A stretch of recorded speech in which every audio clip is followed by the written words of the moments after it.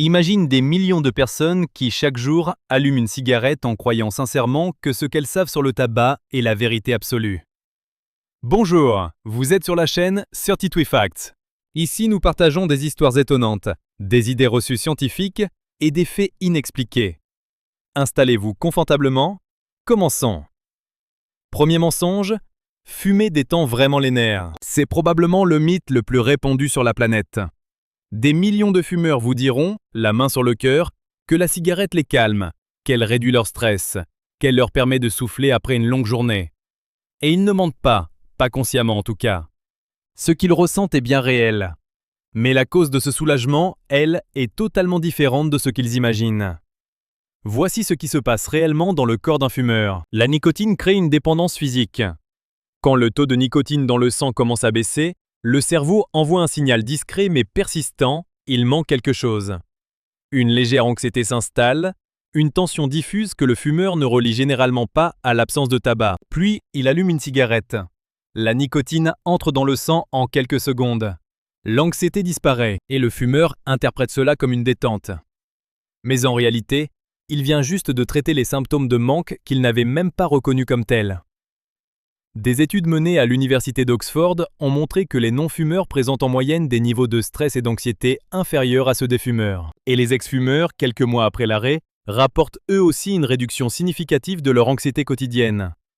La cigarette ne détend pas, elle crée le problème qu'elle prétend résoudre. Et cela devient encore plus intéressant. Deuxième mensonge, les cigarettes légères ou light sont moins dangereuses. Dans les années 70 et 80, les fabricants de tabac ont lancé une offensive marketing d'une ampleur considérable. Des cigarettes à faible teneur en goudron, des filtres ventilés, des emballages dans des tons pastels, tout était conçu pour transmettre un message.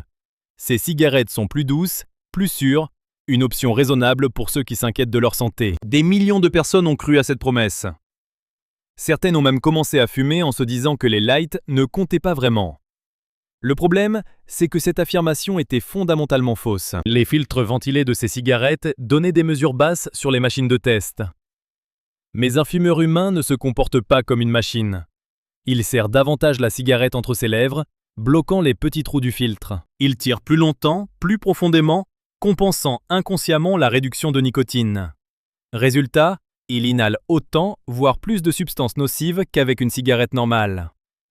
Des documents internes des grandes compagnies de tabac, rendus publics lors de procès américains dans les années 90, ont révélé que les fabricants savaient parfaitement que leurs cigarettes light n'étaient pas moins nocives. Ils le savaient. Et ils ont continué à les vendre pendant des décennies.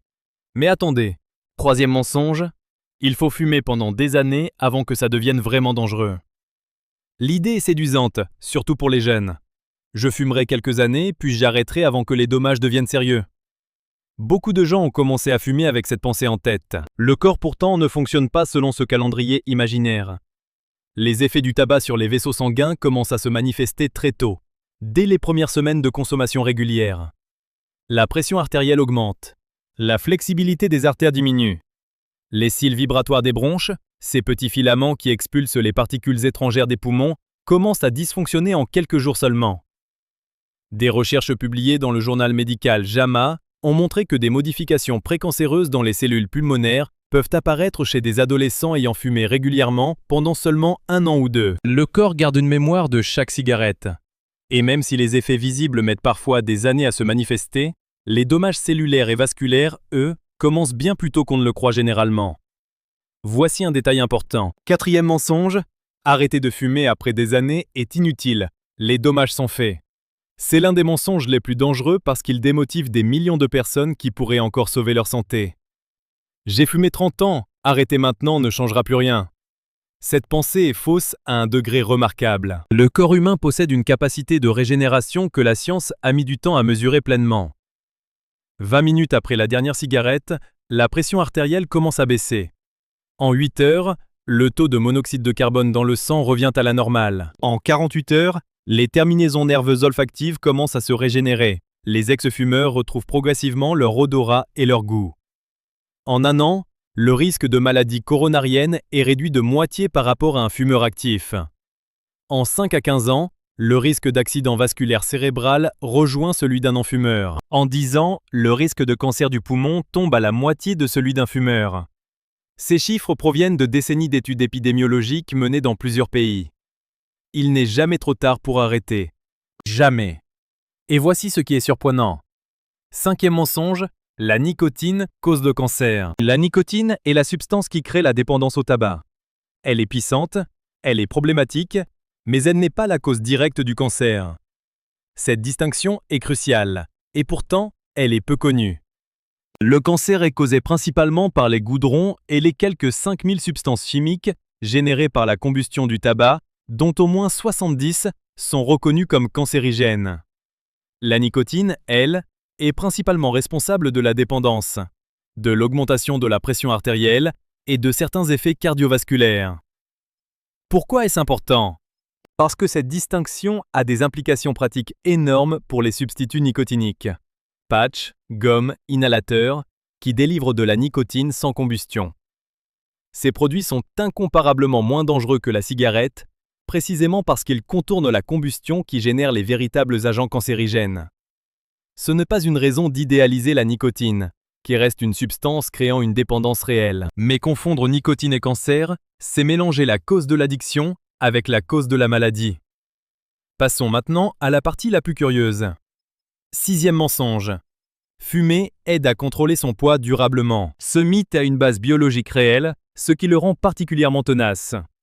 La nicotine augmente légèrement le métabolisme de base et peut réduire l'appétit à court terme. C'est documenté. Certaines femmes en particulier ont commencé à fumer ou ont continué de fumer en partie pour cette raison. Des études ont montré que les fumeurs pèsent en moyenne 3 à 5 kg de moins que les non-fumeurs. Mais voici ce que ce mythe omet soigneusement. Les effets métaboliques de la nicotine sont modestes et diminuent avec le temps à mesure que la tolérance s'installe. La prise de poids à l'arrêt du tabac, qui est réelle, est généralement temporaire et limitée à quelques kilogrammes. Et surtout, les risques cardiovasculaires liés au tabagisme sont infiniment plus graves pour la santé globale que quelques kilogrammes supplémentaires. Aucun médecin sérieux ne recommanderait de fumer pour contrôler son poids. Pourtant, ce mythe continue de circuler, et il représente une barrière réelle à l'arrêt du tabac pour de nombreuses personnes. Et ce n'est pas tout. 7e mensonge, fumer à l'extérieur protège complètement les non-fumeurs. Beaucoup de fumeurs respectueux et attentionnés ont adopté cette règle. On sort fumer dehors, loin des enfants, loin des non-fumeurs. C'est déjà mieux que rien, incontestablement, mais la protection offerte est beaucoup moins complète qu'on ne l'imagine. Il existe un phénomène moins connu appelé la pollution de troisième main, ou third hand smoke en anglais. Les résidus de tabac ne restent pas seulement dans l'air, ils se déposent sur les surfaces, les vêtements, les cheveux, les meubles, les murs. Un fumeur qui rentre dans la maison après avoir fumé dehors transporte sur lui ces particules résiduelles. Les enfants qui grimpent sur les genoux d'un fumeur, qui touchent ses vêtements, qui respirent ses cheveux, sont exposés à ces résidus. Des études ont montré que dans les maisons de fumeurs, même en l'absence de fumée visible, les concentrations de certains composés toxiques du tabac dans la poussière domestique restent significativement élevées. Sortir fumer est un geste de considération important. Mais l'idée que cela élimine totalement le risque pour l'entourage est une simplification abusive. Et c'est ici que cela devient vraiment étrange. 8e mensonge, la cigarette électronique est aussi dangereuse que la cigarette traditionnelle. Ce mensonge fonctionne dans les deux sens. D'un côté, certains disent que la cigarette électronique est parfaitement sûre, de l'autre, certains affirment qu'elle est aussi dangereuse que la cigarette. Ni l'un ni l'autre n'est exact, la réalité scientifique actuelle est nuancée. En termes de risques relatifs, la plupart des organismes de santé publique, dont Public Health England, estiment que la cigarette électronique est environ 85 à 95% moins nocive que la cigarette traditionnelle pour un fumeur adulte qui passe exclusivement à la vape. L'absence de combustion élimine la majorité des substances cancérigènes. Cela dit, moins nocif ne signifie pas inoffensif. Les vapeurs contiennent des substances qui peuvent irriter les voies respiratoires. Les effets à très long terme, sur plusieurs décennies, restent encore mal documentés car le produit est relativement récent. Et la cigarette électronique représente un vrai problème de santé publique concernant les adolescents qui n'ont jamais fumé et qui commencent à vapoter sans aucun bénéfice de substitution, uniquement attirés par les arômes et le marketing. Approfondissons. 9e mensonge, Le tabagisme passif n'est vraiment dangereux que pour les bébés et les personnes fragiles. L'idée que les adultes en bonne santé peuvent sans problème partager un espace avec des fumeurs est profondément ancrée. Je suis solide, un peu de fumée ne va pas me tuer. La réalité est plus préoccupante. La fumée secondaire, celle qui se dégage de la cigarette allumée et de l'expiration du fumeur, contient les mêmes substances toxiques que la fumée inhalée directement. L'exposition répétée et prolongée à la fumée secondaire augmente le risque de cancer du poumon chez les non-fumeurs d'environ 20 à 30% selon les études. Elle augmente également le risque de maladies cardiovasculaires. L'Organisation mondiale de la santé estime qu'environ 600 000 personnes meurent chaque année dans le monde des effets du tabagisme passif. Ce chiffre n'inclut pas les fumeurs eux-mêmes. Des adultes en parfaite santé qui n'ont jamais touché une cigarette de leur vie sont morts de maladies directement attribuables à l'exposition à la fumée des autres. Ce n'est pas un risque théorique. C'est une réalité statistiquement mesurable. Maintenant, faites attention. 10e mensonge, certaines personnes ont des gènes qui les protègent des effets du tabac. L'argument du fumeur invétéré en bonne santé. Mon grand-père a fumé un paquet par jour jusqu'à 90 ans. Cette observation est réelle. Il existe des individus qui semblent résister mieux que d'autres aux effets du tabac. La génétique joue effectivement un rôle dans la susceptibilité aux maladies liées au tabac. Certains variants génétiques influencent la façon dont l'organisme métabolise les substances toxiques du tabac et peuvent moduler le risque individuel. Mais voici l'erreur de raisonnement fondamentale. Ces variations génétiques ne protègent pas complètement, elles modulent des probabilités. Et même les personnes génétiquement moins susceptibles au cancer du poumon restent exposées à des risques cardiovasculaires, à des maladies respiratoires chroniques, à une détérioration de la circulation. L'existence d'exceptions ne change pas les statistiques de population. Pour chaque grand-père fumeur qui a vécu jusqu'à 90 ans, des milliers d'autres ont développé des maladies graves et sont morts prématurément. Vous ne pouvez pas savoir à l'avance dans quelle catégorie vous vous trouvez. Puis un autre détail apparaît. 11e mensonge, fumer améliore la concentration et les performances cognitives. Des écrivains, des intellectuels, des philosophes, la cigarette a longtemps été associée à la pensée profonde et à la création artistique. Sartre, Camus, Hemingway. L'image du penseur avec sa cigarette est culturellement puissante. Et là encore, il y a une base biologique partielle. La nicotine augmente à court terme la libération de dopamine et d'acétylcholine, deux neurotransmetteurs impliqués dans l'attention et la mémoire. Chez un non-fumeur, une dose de nicotine peut effectivement produire une légère amélioration des performances cognitives à court terme. Mais chez un fumeur régulier, la situation est différente. Le cerveau s'est adapté à la présence constante de nicotine. Les performances cognitives au repos d'un fumeur régulier ne dépassent pas celles d'un non-fumeur. Elles sont souvent inférieures parce que le cerveau est chroniquement en état de légère frustration entre les cigarettes. L'effet ressenti de concentration améliorée après avoir fumé est à nouveau le soulagement du manque, pas une amélioration au-dessus de la ligne de base. Et voici ce qui soulève des questions. 12e mensonge, les pipes et les cigares sont beaucoup moins dangereux parce qu'on n'inhale pas. Le cigare et la pipe ont une image culturelle différente de la cigarette. Moins vulgaire, plus aristocratique, associée à une certaine lenteur et à un certain raffinement. Et l'argument est souvent avancé. Puisqu'on ne tire pas la fumée dans les poumons comme pour une cigarette, c'est forcément moins dangereux. C'est partiellement vrai et massivement incomplet. Les fumeurs de pipe et de cigares qui n'inhalent effectivement pas ont un risque de cancer du poumon inférieur à celui des fumeurs de cigarettes. Mais ils présentent des risques significativement élevés de cancer de la bouche, de la langue, du pharynx, du larynx et de l'œsophage. La fumée, même sans inhalation profonde, reste en contact prolongé avec les muqueuses de la bouche et de la gorge. Et les études montrent que beaucoup de fumeurs de cigares et de pipes finissent par inhaler partiellement, souvent sans en être pleinement conscients, surtout s'ils ont fumé des cigarettes auparavant. Mais il existe une autre version. 13e mensonge, le tabac à chiquer ou à priser est une alternative sûre. Dans certaines cultures, particulièrement en Asie du Sud, en Asie du Sud-Est et dans certaines régions des États-Unis, le tabac sans fumée est perçu comme une option bénigne. Pas de fumée, pas de poumons endommagés, pas de problème. Cette vision est une simplification dangereuse.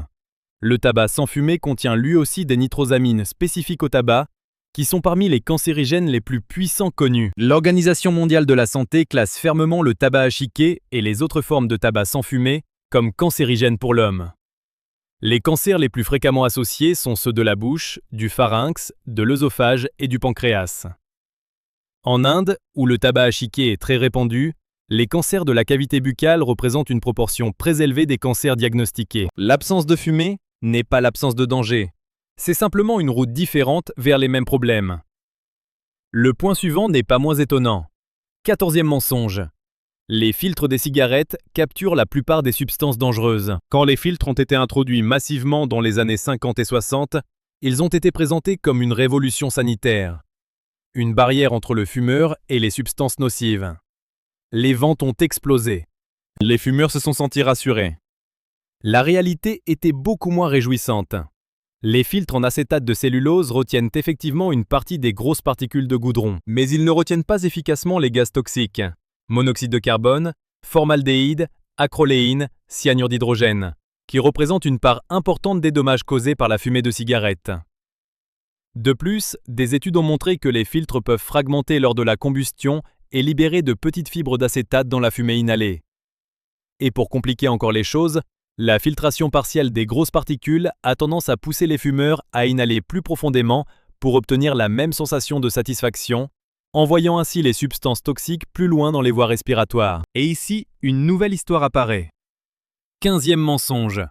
Le tabac biologique ou naturel est inoffensif. L'ère du naturel, comme synonyme de sûr, a produit un marché florissant de cigarettes au tabac biologique, sans additifs, sans conservateurs, cultivées selon des pratiques respectueuses de l'environnement. Des emballages bruns et sobres, des mots comme pur, naturel, authentique. Et des fumeurs qui se disent qu'au moins, eux, ils fument quelque chose de propre. Le problème est fondamental et irréductible. Le danger principal de la cigarette ne vient pas des additifs. Il vient de la combustion du tabac lui-même. Quand vous brûlez du tabac, qu'il soit biologique ou non, vous générez les mêmes composés toxiques. Goudron, monoxyde de carbone, benzène, formaldéhyde, acroléine. Ces substances sont des sous-produits de la combustion, pas des additifs artificiels. Une cigarette de tabac biologique non additivée tue exactement de la même façon qu'une cigarette conventionnelle. La différence, c'est le prix, généralement plus élevé, et le sentiment de faire un choix de santé, qui est une illusion parfaite.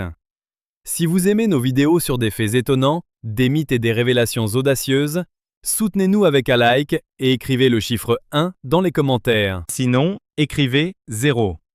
Cela nous aidera à comprendre ce qui vous intéresse et à rendre nos épisodes encore meilleurs. Passons à la suite. 16e mensonge, fumer aide à dormir. Nombreux sont les fumeurs qui s'allument une dernière cigarette avant de se coucher, persuadés que cela les aide à décompresser et à trouver le sommeil. Le rituel du soir, la cigarette du calme. Nous avons déjà démystifié l'idée que la cigarette détend. C'est le soulagement du manque, pas une vraie détente. Mais pour le sommeil, les effets sont encore plus clairement négatifs. La nicotine est un stimulant du système nerveux central. Elle augmente la fréquence cardiaque, la pression artérielle et l'activité neuronale. Des études polysomnographiques, qui mesurent le sommeil de façon précise, ont montré que les fumeurs mettent plus de temps à s'endormir, ont un sommeil moins profond et se réveillent plus fréquemment pendant la nuit que les non-fumeurs. Des fumeurs ont rapporté des réveils nocturnes qui coïncidaient avec des moments de manque de nicotine. Leur corps les réveillait littéralement parce que le taux de nicotine avait trop baissé pendant le sommeil. Les ex-fumeurs rapportent presque universellement une amélioration significative de la qualité de leur sommeil après l'arrêt. Et voici ce qui est vraiment intéressant. 17e mensonge. Il suffit de fumer moins pour réduire significativement les risques. Je suis passé de 20 cigarettes par jour à 5. C'est déjà un grand progrès pour ma santé. Ce raisonnement est intuitif et semble logique. Moins de cigarettes, moins de poison, moins de risques. La réalité biologique est plus complexe. Plusieurs études ont montré que la relation entre le nombre de cigarettes fumées et certains risques, notamment cardiovasculaires, n'est pas linéaire. Autrement dit, passer de 20 à 5 cigarettes ne réduit pas le risque cardiovasculaire des 4/5e, comme on pourrait le penser. Une étude publiée dans le BMJ a montré que fumer seulement une cigarette par jour représentait environ la moitié du risque cardiovasculaire de fumer 20 cigarettes par jour. Pas 1/20e. Pour le risque de cancer, la relation est plus progressive, mais reste difficile à linéariser. La conclusion scientifique est claire. Réduire est mieux que rien. Mais pour les bénéfices maximes, l'objectif devrait être l'arrêt complet. Le détail suivant pourrait vous surprendre. 18e mensonge, les maladies liées au tabac ne touchent que les vieux.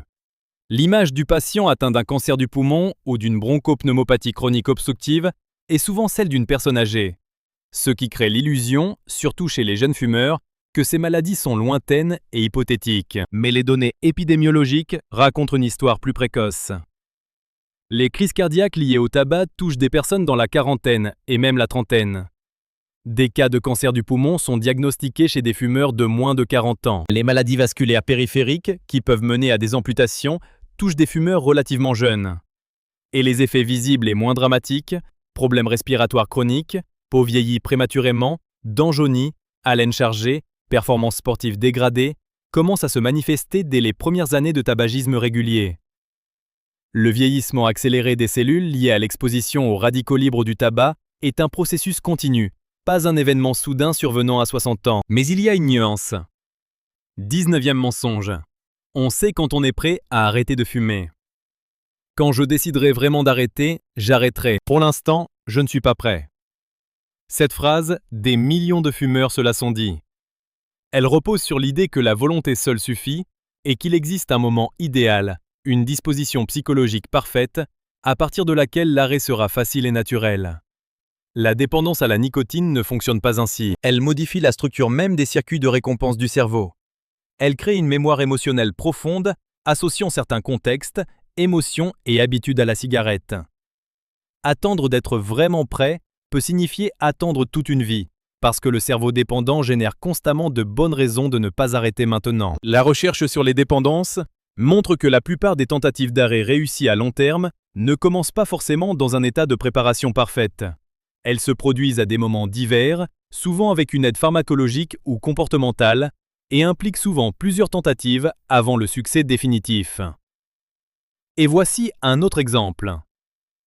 20e mensonge. Le tabac stimule la créativité. Artiste, musicien, écrivain. Le tabac a longtemps été un accessoire de la vie bohème et créative. Et des créateurs talentueux et fumeurs invétérés ont effectivement produit des œuvres remarquables.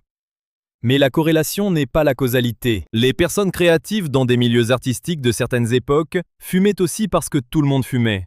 Parce que c'était la norme sociale, pas parce que la cigarette alimentait leur génie. Des études neuroscientifiques sur la créativité n'ont pas identifié la nicotine comme un facteur favorisant les processus créatifs. La créativité dépend de nombreux facteurs: motivation, expérience de vie, structure cognitive, état émotionnel, environnement stimulant. La cigarette n'est dans aucune de ces équations. Ce qui a pu créer l'illusion d'un lien entre tabac et créativité, c'est la pause.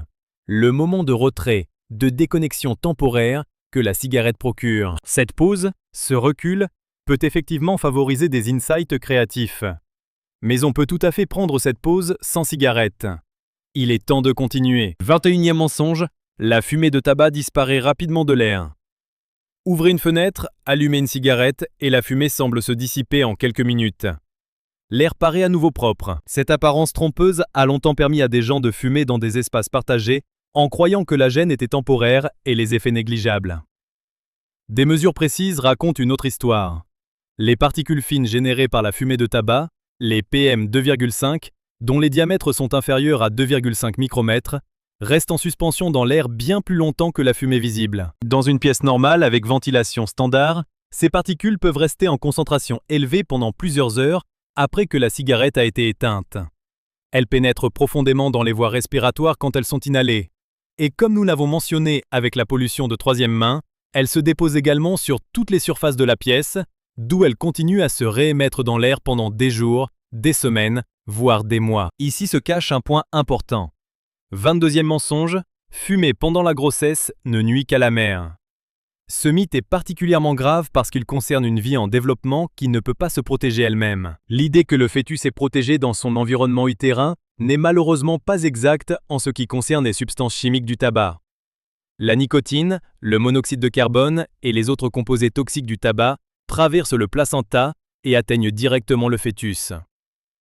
Les effets documentés du tabagisme pendant la grossesse incluent un risque augmenté de fausses couches, un risque de naissance prématurée, un faible poids de naissance, un risque accru de syndrome de mort subite du nourrisson, des problèmes de développement pulmonaire et des effets sur le développement neurologique pouvant se manifester plus tard dans l'enfance sous forme de déficit de l'attention et d'autres troubles. Le placenta n'est pas un bouclier universel contre les toxines.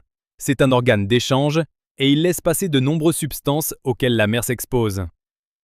Et voici ce qui est généralement passé sous silence. 23e mensonge, les compagnies de tabac ont arrêté de manipuler l'information depuis les grands procès. Les années 90 ont vu une série de procès retentissants aux États-Unis. Des révélations de documents internes accablants, des amendes records et des accords de règlement historiques. Beaucoup ont pensé que cette période marquait un tournant décisif, que l'industrie du tabac, mise en lumière, avait changé ses pratiques. Les preuves suggèrent une réalité plus nuancée. Des chercheurs en santé publique ont documenté comment l'industrie du tabac a déplacé ses stratégies plutôt que de les abandonner. Les marchés en développement, particulièrement en Afrique, en Asie et en Amérique latine, ont vu une intensification du marketing ciblant les jeunes adultes et les femmes. Des documents ont montré que des entreprises de tabac ont financé des organisations de façade prétendument indépendantes pour semer le doute sur les données scientifiques. Et les procédures de lobbying intenses contre les lois anti-tabac restent une réalité documentée dans de nombreux pays. Il y a une suite. 24e mensonge, si le tabac était vraiment si dangereux, les gouvernements l'interdiraient. L'argument de la légalité comme proxy de la sécurité. Si c'était vraiment aussi mauvais, ça serait interdit. Cette logique paraît intuitive, mais elle confond plusieurs choses importantes. Les décisions politiques sur les substances légales sont déterminées par de nombreux facteurs qui n'ont rien à voir avec la dangerosité objective. Historique culturel et social, revenus fiscaux considérables générés par les taxes sur le tabac, lobbying industriel, question de liberté individuelle. Dans de nombreux pays, les taxes sur le tabac représentent des dizaines de milliards d'euros de revenus annuels. Cette réalité financière crée une dépendance économique des États vis-à-vis de la vente de tabac qui complique objectivement toute décision d'interdiction totale.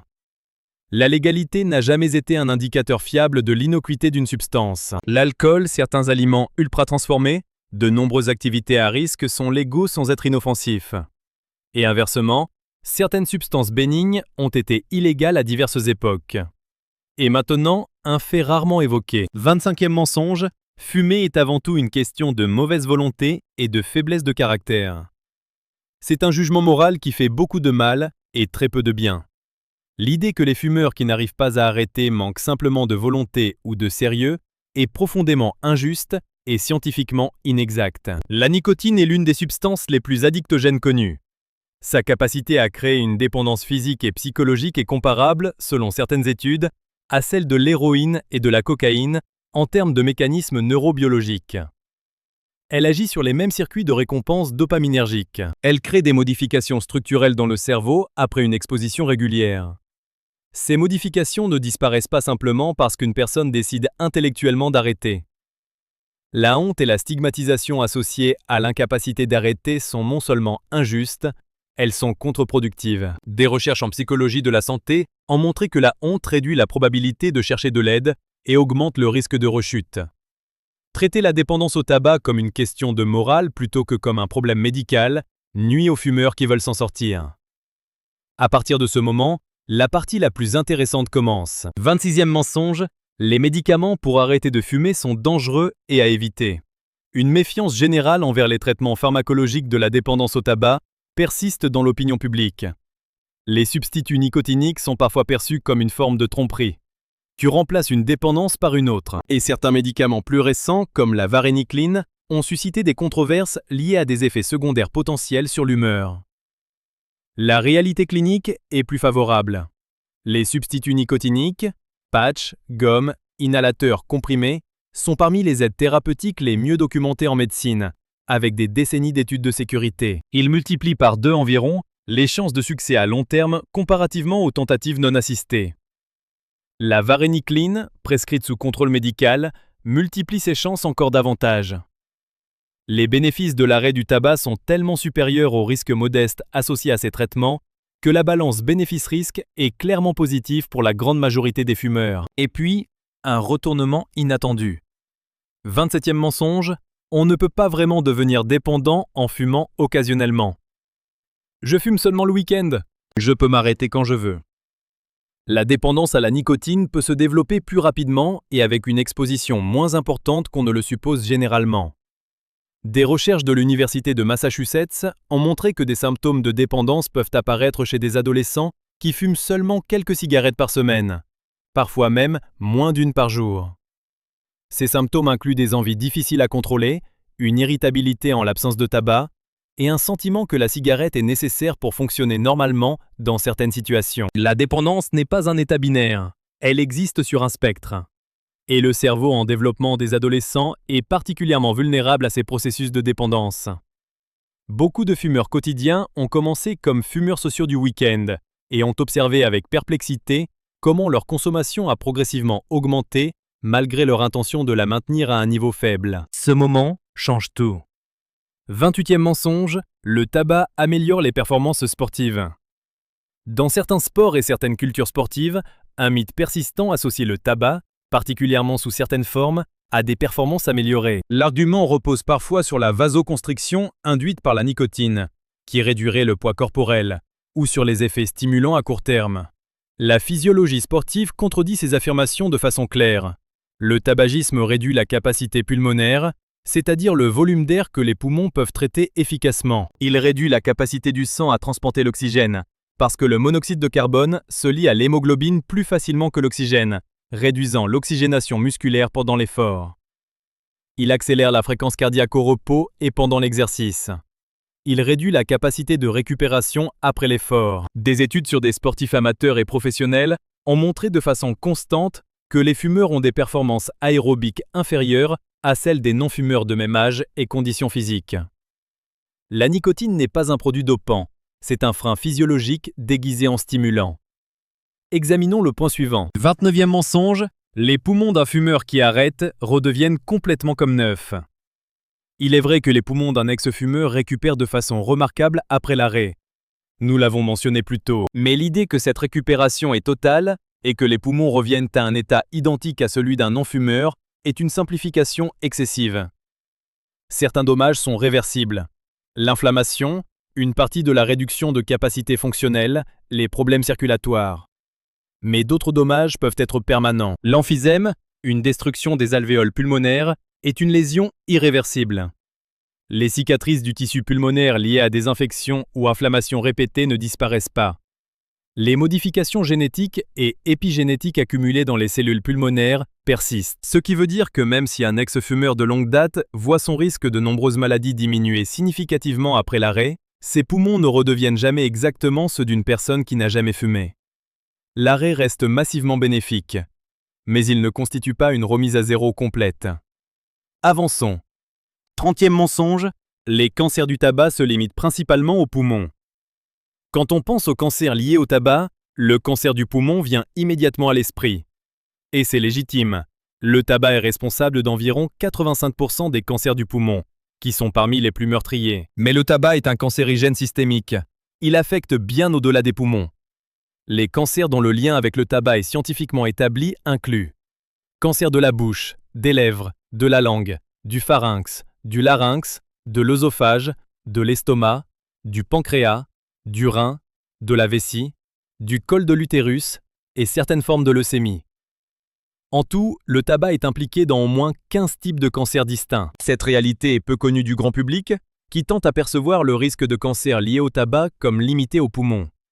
Cette méconnaissance contribue à sous-estimer l'ampleur réelle des dommages causés par le tabac et peut fausser l'évaluation du risque personnel. Maintenant, ce qui est souvent caché. 31e mensonge. Les personnes qui meurent de maladies liées au tabac ont simplement eu de la malchance. Le hasard, la fatalité, la mauvaise génétique. Autant d'explications qui permettent de dépersonnaliser le risque et de l'attribuer à des forces extérieures indépendantes de nos choix. Cette tendance psychologique, connue en sciences cognitives comme le biais d'optimisme, est universelle. Nous sommes câblés pour penser que les mauvaises choses arrivent aux autres, pas à nous. Mais les études épidémiologiques parlent avec une froideur statistique que le cerveau humain a du mal à pleinement intégrer. Un fumeur régulier de longue date a environ 50% de chances de mourir d'une maladie directement causée par son tabagisme. 1 sur 2. Ce n'est pas de la malchance. C'est une probabilité que l'on construit cigarette par cigarette. Et les maladies qui en résultent, cancer du poumon, bronchopneumopathie chronique obstructive, insuffisance coronarienne, figurent parmi les plus difficiles à traverser médicalement et humainement. Et voici ce qui est vraiment intéressant. 32e mensonge. L'industrie du tabac essaie sincèrement de réduire les méfaits de ses produits. Ces dernières années, les grandes compagnies de tabac ont fait des annonces spectaculaires sur leur engagement vers un avenir sans fumée. British American Tobacco, Philip Morris International, Japan Tobacco International, tout ont communiqué massivement sur leurs investissements dans des produits de remplacement. Cigarettes chauffantes, sachets de nicotine, cigarettes électroniques. Philip Morris a même annoncé vouloir en finir avec les cigarettes.